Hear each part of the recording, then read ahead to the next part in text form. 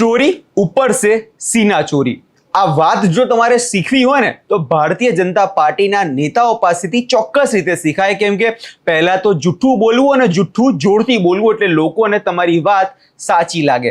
હવે આ જ મુદ્દાને લઈ ધારાસભ્ય વિમલ ચુડાસમાએ ભારતીય જનતા પાર્ટીના કેબિનેટ મંત્રી પર આકરા પ્રહારો કર્યા છે। શું છે સમગ્ર મામલો તેના વિશે વિગતે ચર્ચા કરીએ। નમસ્કાર, હું છું પ્રથમ મોદી, આપ જોઈ રહ્યા છો નિર્ભય ન્યૂઝ। ગુજરાતમાં અત્યારે જોવા જઈએ તો પેટ્રોલ અને ડીઝલની અછત સર્જાઈ ગઈ છે અને તેના જ કારણે ખેડૂતો છે સવારથી જ લાઈનો લગાવીને દરેક પેટ્રોલ પંપ પર ઊભા રહ્યા છે। પરંતુ થોડા સમય પહેલા આપણા કેબિનેટ મંત્રી જીતુ વઘાણી દ્વારા એવું નિવેદન આપવામાં આવ્યું કે ગુજરાતમાં પેટ્રોલ ડીઝલની ક્યાંય અછત છે નહીં, ખેડૂતોએ કોઈ પણ ચિંતા કરવાની જરૂર નથી।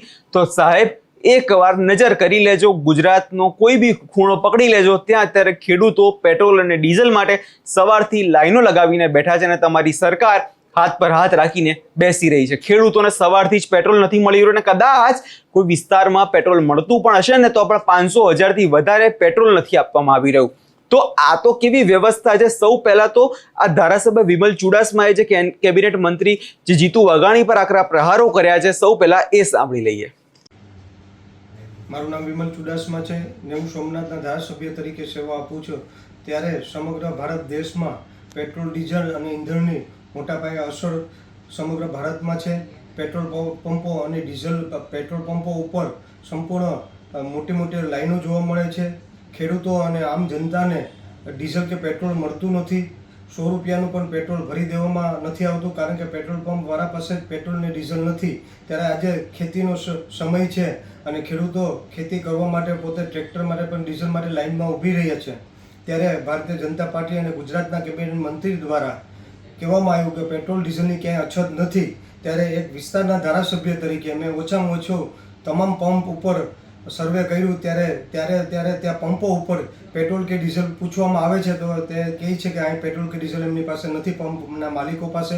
અને જ્યાં છે ને આ લાંબી લાઈનો છે જોવા મળે છે, એટલે લોકો ખૂબ ત્રાહિમામ છે। ત્યારે હું આપના મીડિયાના માધ્યમથી હું આ કેબિનેટ મંત્રી જે ગુજરાત રાજ્ય છે એને ચેલેન્જ આપવા માગું છું કે આપ મારી સાથે જાહેરમાં આવો, તમે કયો એ પેટ્રોલ પંપે આપણે ચેક કરવા જઈએ કે ત્યાં પેટ્રોલ અને ડીઝલ છે કે નહીં, અને ત્યાં ક્યાં લાંબી લાઈનો છે એ જોવા મળી રહી છે અને લોકો ખૂબ ત્રાહિમામ છે।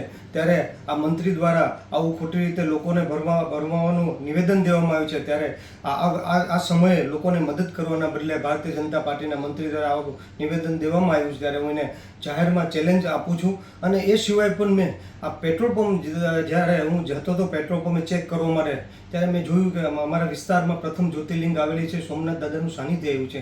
જે શ્રદ્ધાળુ દૂરથી દર્શન કરવા આવતા હોય છે ત્યારે તેને પોતાના વતન પાછું જવા માટે પેટ્રોલ અને ડીઝલ પણ નથી મળી રહ્યું। આ પરિસ્થિતિ આ વિસ્તારની છે, આ પરિસ્થિતિને હું સોમનાથ વિધાનસભાની છે, આ પરિસ્થિતિ ગુજરાતની છે, આ પરિસ્થિતિ પૂરા ભારત દેશની છે, આ ભારતીય જનતા પાર્ટીના રાજમાં।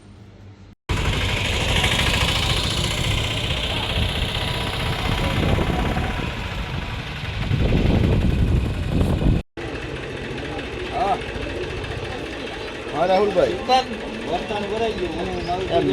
મેં છે ને મોટર છે ને 10 વાગે ચાલુ કરી હતી તો અત્યારે ચારો ભરાય।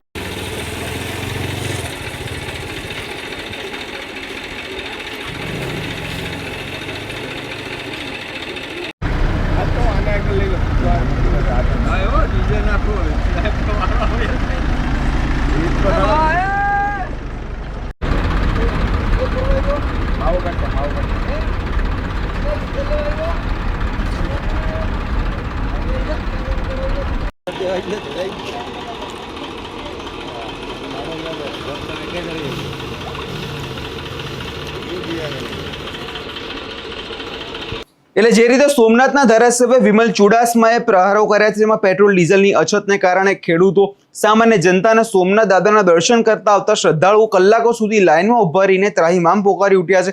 ત્યારે ભાજપના મંત્રી એવું નિવેદન આપે છે કે કોઈ બી અછત છે નહીં, તો અછત છે નહીં તો પેટ્રોલ પંપ પર ખાલી કેમ છે? ખેડૂતો ટ્રેક્ટર માટે ડીઝલ કેમ નથી મળી રહ્યું? શ્રદ્ધાળુઓ પોતાના વતન પાછા જવા માટે કેમ હેરાન કરવામાં આવી રહ્યા છે? મંત્રીશ્રીને તમે કહો છો કે પેટ્રોલ પંપ મારી સાથે રૂબરૂ ચેક કરવા આવો, જનતાને ગેરમાર્ગે દોરવાનું બંધ કરો અને વાસ્તવિકતાનો સામનો કરો।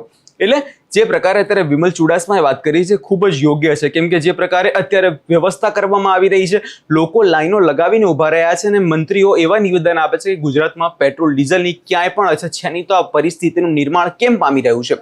શા માટે ભારતીય જનતા પાર્ટીના લોકો અને મંત્રીઓ ડરી રહ્યા છે એવું કહેતા કે હા ગુજરાતમાં પેટ્રોલ અને ડીઝલની અછત છે? કેમ કે એકવાર જો કહી દે ને તો લોકો રસ્તા પર ઉતરી જાય અને આ લોકોની પોલ ખુલી જાય. હવે જોવાનું એ રહેશે કે આગામી દિવસોમાં ખરેખર પોતાની ભૂલ ભારતીય જનતા પાર્ટીના નેતાઓ સ્વીકારે છે કે કેમ. આ વિષયમાં તમારો શું અભિપ્રાય છે અમને કમેન્ટ કરી ચોક્કસથી જણાવજો અને અમારી ચેનલ નિર્ભય ન્યૂઝને લાઇક, શેર અને સબસ્ક્રાઇબ કરવાનું ભૂલશો નહીં.